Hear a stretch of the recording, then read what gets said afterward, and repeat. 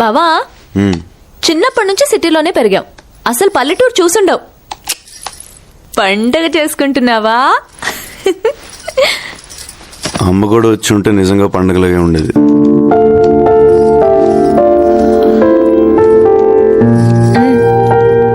అత్తయ్య మావయ్య దగ్గరికి రావాలంటే ఒక్కటే మార్గం. ఏంటి? నీ పెళ్లి. ఎవరైనా ఉన్నారా? అంటే అదే గర్ల్ ఫ్రెండ్ ఉండేది కాలేజీలో. మేబీ ఇప్పుడు పెళ్ళిపోయి ఉంటుంది. అట్ట అయితే నాకు కూడా 10-15 మంది ఉన్నారులే. అదే సారీ, 10-15 మంది వెంట పడ్డారని. ఇప్పుడు ఎవరు లేరా? హైదరాబాద్ లో అమ్మాయిలు చాలా ఫాస్ట్ అన్నారే, ఇంత వీకా? కాదు, ఇట్లాంటి అమ్మాయే కావాలని ఏమైనా కోరికలున్నాయా? నేను కొంచెం హైట్ కదా,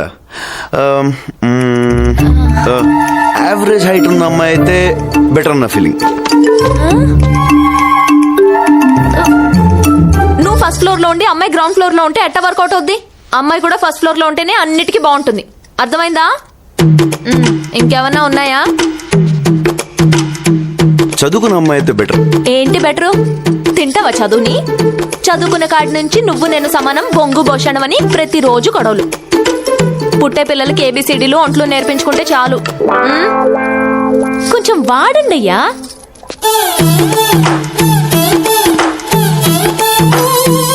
ఇంకా ఏమైనా ఉన్నాయా? ఎవరు లేని అమ్మాయి అయితే అమ్మని బాగా చూసుకుంటుందని నా ఫీలింగ్.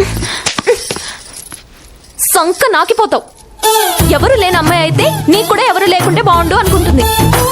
అదే అందరి మధ్యలో పెరిగిన అమ్మాయి అయితే ప్రేమలు విలువలు తెలిసి నిన్ను మీ అమ్మని బాగా చూసుకుంటుంది. పెళ్ళంటే జీవితంలో ఒకేసారి వచ్చేది. ఒక్క ఛాన్స్ ఇస్తే జీవితాంతం ఇక్కడ పెట్టుకుని చూసుకునే మనిషి దొరకాలి. కరెక్ట్గా చెప్పానా?